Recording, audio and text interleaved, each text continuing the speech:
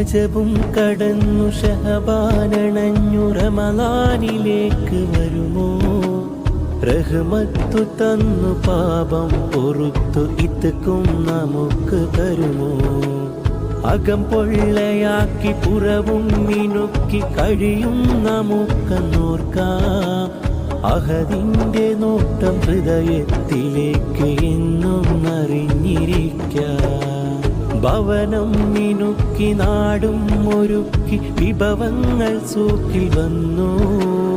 ഭയമൊട്ടുമില്ല പകലന്തിയോളം വിശപ്പും സഹിച്ചു നിന്നു